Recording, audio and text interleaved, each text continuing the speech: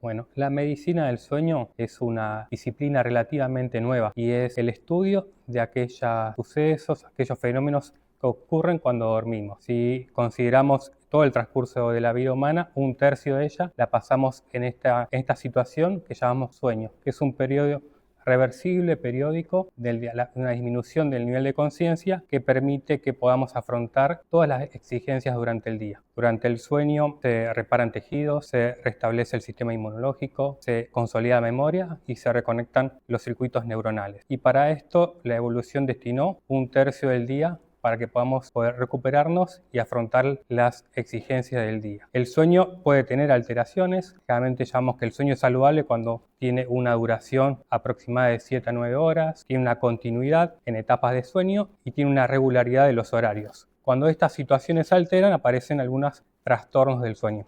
Y esos son los que estudiamos dentro de la medicina del sueño. El más frecuente es insomnio, el segundo en frecuencia es la apnea del sueño y después siguen otros trastornos de menor frecuencia. En el caso del ambiente militar, aparte de estas condiciones, el personal suele ser sano y lo que más sufre es la privación de sueño. Es una situación donde voluntariamente o por cuestiones laborales o familiares, la persona reduce el tiempo que dedica al dormir.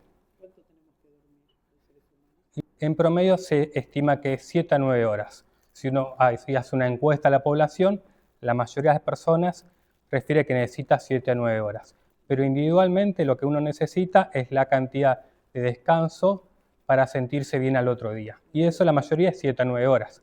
Hay personas que duermen menos de 6 horas y se sienten muy bien al otro día, y hay personas que necesitan más de 9 horas. Eso es variable entre una persona y otra. Sí sabemos que si uno duerme menos de lo que el cuerpo necesita, va a tener consecuencias. Y eso habitualmente lo detectamos porque usa despertador para despertarse a la mañana o porque el fin de semana, cuando tiene día libre, hace una recuperación, es decir, que va privándose de sueño durante la semana. Se recupera no matemáticamente, pero parcialmente puede haber una recuperación. Si uno priva de sueño y duerme 4 o 5 horas 2 días de semana, el fin de semana posiblemente vaya a dormir un poco más. Eso va a hacer que tenga una cuota más de sueño profundo, pero no va a reemplazar el sueño perdido. No, cuando hablamos de gestión del sueño decimos, bueno, ante esta situación que muchas veces no podemos manejar, sobre todo en el ámbito militar donde hay que cumplir misiones, bueno, tengo esta situación, ¿cómo la puedo gestionar? Gestionar es, mira, bueno, ¿cómo puedo usar estos recursos que son limitados para que el rendimiento de la persona sea mejor? Puede ser que una misión me imponga una cierta restricción del tiempo de sueño. Bueno, en base a esto yo puedo planificar cómo voy a gestionar esta cantidad de tiempo de descanso y en qué momento voy a hacer la actividad. Porque no es lo mismo hacer una actividad a cualquier hora del día. Para uno poder valorar el rendimiento tiene que considerar el tiempo que durmió previamente y la hora del día. El famoso ritmo circadiano, claro, que tenemos todos los seres humanos. Exacto. El sueño se regula por dos procesos. Uno es la fuerza llamado ritmo circadiano, que es un reloj biológico que está en el cerebro y determina cierto tiempo para las cosas. Por ejemplo, determina que a la noche es más fácil dormirse y ese sueño es de mayor calidad, y determina que uno puede estar más alerta, más ágil, con mayor fuerza a determinados momentos del día. Ese es el ritmo circadiano. Y después hay otra fuerza que regula el sueño, que es la cantidad de horas que pasé durmiendo la noche previa. Cuando uno se mantiene despierto, se acumulan sustancias en el cerebro que promueven la somnolencia, como un desgaste que se va generando. Cuando uno duerme, se recupera. Entonces, estas dos fuerzas, que es un reloj biológico y otro es el proceso, llamamos homeostático, van a regular el nivel de alerta, actividad que voy a tener del día y el nivel de somnolencia. Esto lo puedo gestionar con un sistema de gestión de fatiga y puedo saber en qué momento la persona tiene más predisposición a equivocarse o está más predisposición a tener un mayor rendimiento. Hiciste una campaña antártica 2014 en la base Belgrano 2. Hiciste investigaciones de campo en un proyecto denominado Cronobiología del Aislamiento Antártico. Contame en castellano qué es todo esto. Bien. En el año 2014 participé de la campaña antártica de invierno en la base Belgrano 2. Y ahí me uní a un proyecto que está dirigido por la Universidad Católica Argentina, junto con la Universidad de la Defensa Nacional, el Comando Antártico y otras instituciones. Y en este proyecto que continúa ya hace más de 10 años. Intentamos comprender qué pasa con el cerebro humano y con el cuerpo cuando se somete a un aislamiento y a un confinamiento extremo. ¿Qué estudios hiciste especialmente con la gente con la planta que está permanente? Sí, la tripulación de la base. Lo que estudiamos son los ritmos circadianos. Son estas funciones que tienen un ciclo de 24 horas, especialmente el ritmo del sueño. Claro, ahí en invierno prácticamente no hay día, es muy cortito, entonces hay que, digamos, suplirlo con luz artificial. Claro. Lo que ocurre en estas latitudes, que hay 4 meses de oscuridad completa donde el sol está por debajo del horizonte. Y uno cuando estudia medicina del sueño sabe que necesitamos la luz del día bien fuerte y la oscuridad de la noche para que el sueño sea saludable. Cuando esto no ocurre, pasan cambios en el sueño. Y estos cambios se ocurren a nivel del sueño. Encontramos en las mediciones que hacemos sobre el ritmo del sueño que hay un retraso en la hora de inicio en el sueño, hay una duración más corta y el sueño está más interrumpido. Y en contraposición encontramos que las siestas han sido más largas durante esos meses de invierno. Y esto puede tener impacto a nivel del rendimiento del personal. Esto, junto a otras variables, es lo que estudiamos en la base antártica. También estudiamos ritmos corporales de temperatura, nivel de alerta, interacciones sociales, otros fenómenos que ocurren en estas latitudes y que pueden tener modificaciones. Y tiene una relevancia en la seguridad del personal que va hacia estas latitudes, como en otros ambientes militares que tienen alguna particular similar, que tengan que tener periodos muy exigentes de trabajo, muchas horas de trabajo, o someterse a un lugar muy oscuro durante muchas horas, donde estas variables tienen un rol muy importante. El sol nos afecta mucho a los humanos. Sí, la falta del sol, que la vemos en las latitudes más extremas del país, tiene un impacto en la regulación del sueño. ¿Qué importancia puede tener esto en un ambiente operacional, digamos?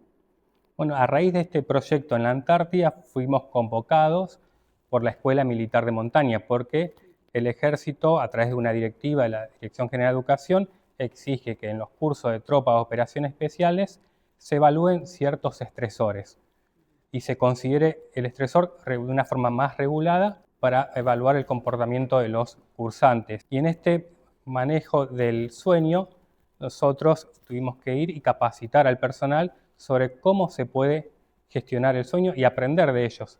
Entonces no quedó otra situación que trasladar la metodología que usamos en la Antártida a la Escuela Militar de Montaña y evaluar en el terreno cómo se comporta el sueño y el rendimiento del personal.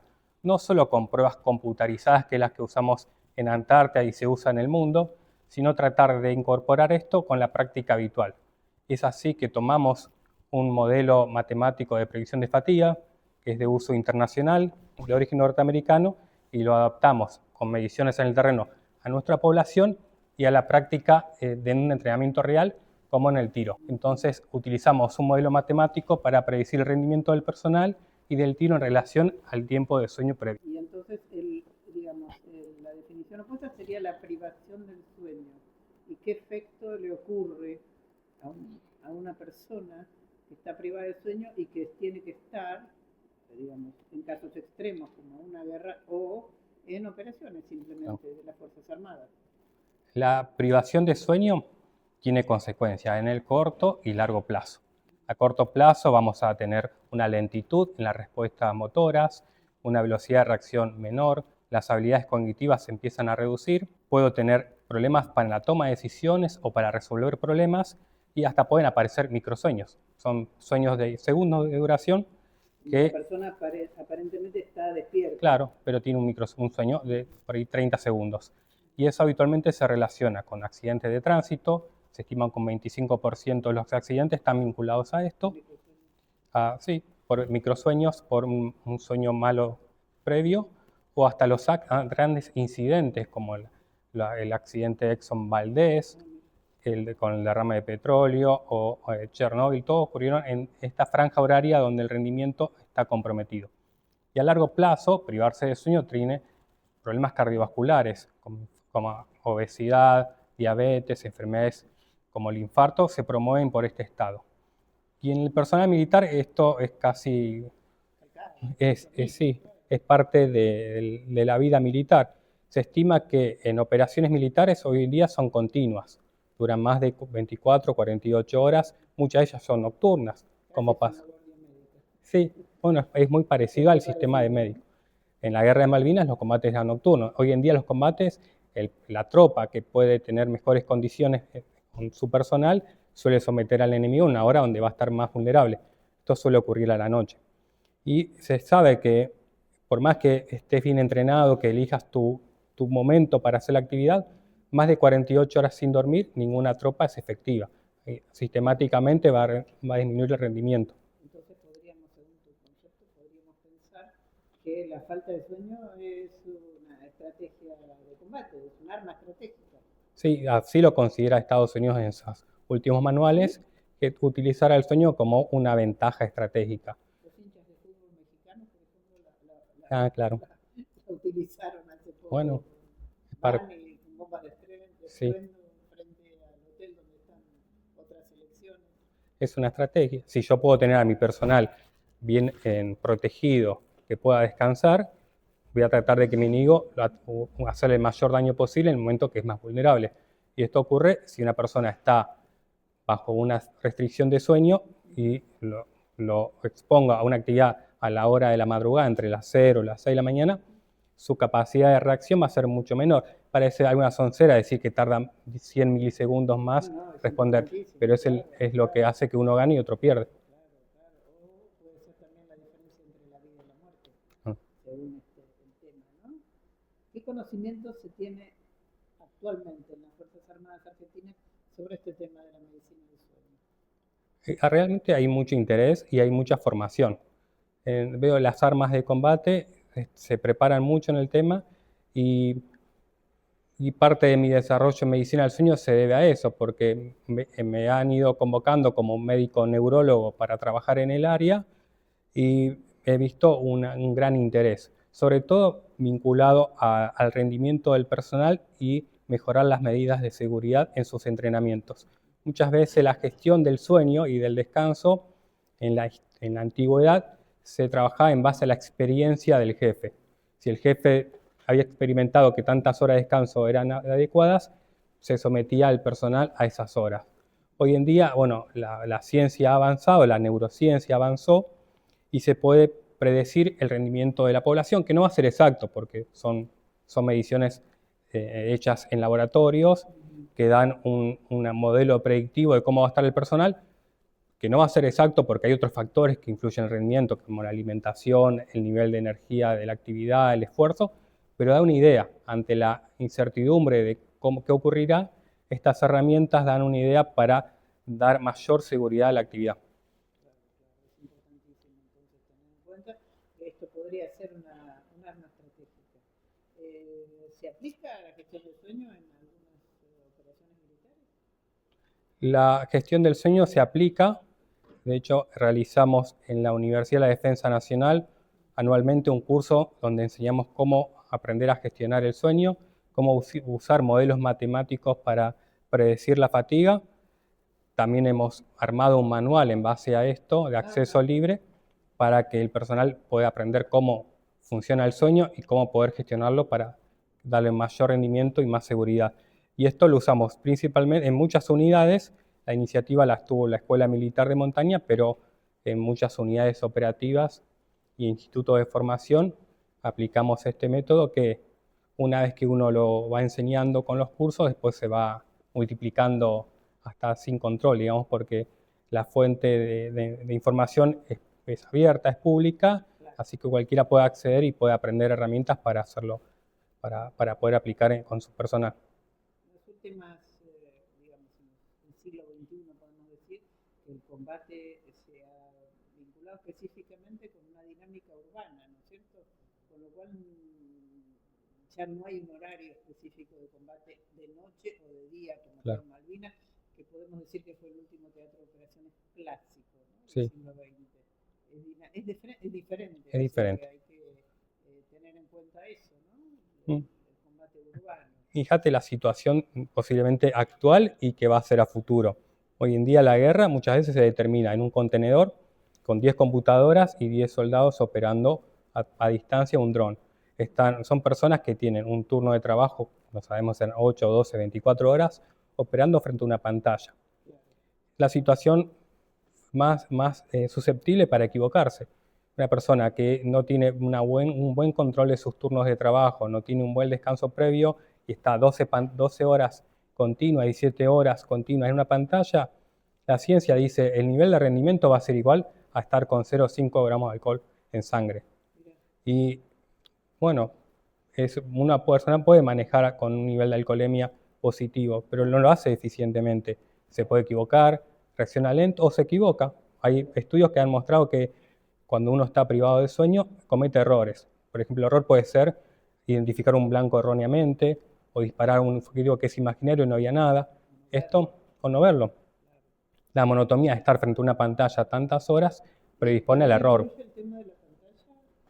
Lo que va a influir en la pantalla es que posiblemente tenga dificultades visual, que no pueda mantener un ritmo de sueño adecuado si está con tantas horas de exposición a una pantalla. Eso pasa porque lo vemos hoy en día, sobre todo en los adolescentes, con tanto uso de pantalla, aunque cada vez más adultos tienen el mismo problema, pero los adolescentes tienen más predisposición porque sus ritmos circadianos son muy largos. Y la exposición a pantallas lo alarga más y suele tener dificultad para iniciar el sueño.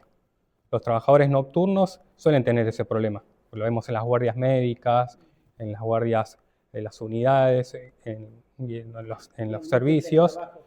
Sí, hay dificultades porque el que hace turno nocturno después de la mañana tiene que vuelve a la casa y bueno, le cuesta conciliar el sueño y tener ese tiempo de... Sí, es más difícil. Es más difícil dormir a esa hora. Y eso se arrastra una deuda de sueño y eso impacta en el rendimiento. De lo que recuerdo, en la antigua Roma se dormía por lapsos diferentes. El día se dividía de otra manera, en cuatro lugares, pero no se dormía 7 horas seguidas. En etapas, sí. Había... de 4 horas. ¿Habría que hacer siesta? No, bueno, eso fue un poco cultural, pero Claro, es cultural. la raíz viene que nosotros tenemos un sueño que cumple ciclos de alrededor de 90 minutos aproximadamente. El REM. El cerebro cuando empieza a dormirse, hay una lentificación de la actividad cerebral de una forma muy rítmica. Eso progresivamente durante la noche hasta entrar en una fase de sueño REM o de movimientos oculares rápidos. Y después se reinicia el ciclo de vuelta. Los primeros ciclos de sueño de 90 minutos aproximadamente son variables. Hay mucha cantidad de sueño N3 o sueño profundo o sueño de ondas lentas, que es la etapa donde se recupera el músculo y el cerebro. Es la etapa más importante en nuestro personal que tiene mucha exigencia física y mental. Esos ciclos de sueño tienen sueño N3, profundo, mucha cantidad al principio. Pero alrededor de las 3, 4 de la mañana, los ciclos de sueño que siguen tienen todo sueño ligero, llamamos sueño superficial. Entonces es común que a mitad de la noche alguien se despierte y se sienta cierta vigilia. Y antiguamente, en la edad medieval o en la antigua Roma, podían levantarse y hacer alguna actividad del hogar en ese transcurso y después volvían a reiniciar el sueño más tarde. Claro, es cultural. Es cultural. Nosotros no tenían energía eléctrica. No, entonces bueno, otros... Que basarse muchísimo en la naturaleza. Nosotros agregamos siestas, que también es cultural, pero la biología predispone a hacer alguna siesta y eso también es una herramienta más para aumentar el rendimiento, porque una siesta bien administrada, con una duración adecuada, va a potenciar el rendimiento de la persona. Sí. Culturalmente, en las grandes ciudades es imposible. Claro, no, acá no se puede. Contame estuviste en Chipre, en UFICIP, sí, en 2017. Tuve la suerte de participar, sí, de una misión de operación de paz en Chipre en el año 2017. La experiencia personal es totalmente enriquecedora.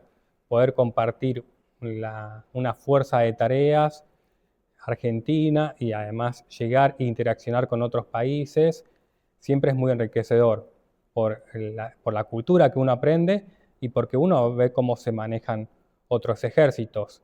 Yo, como oficial de sanidad, puedo ver cómo trabajan los oficiales de sanidad británicos, los de otros países, y uno ahí va comparando cuáles son las dinámicas, cuáles son las normas que tienen de control, cómo operan, bueno, y eso todo sirve de aprendizaje.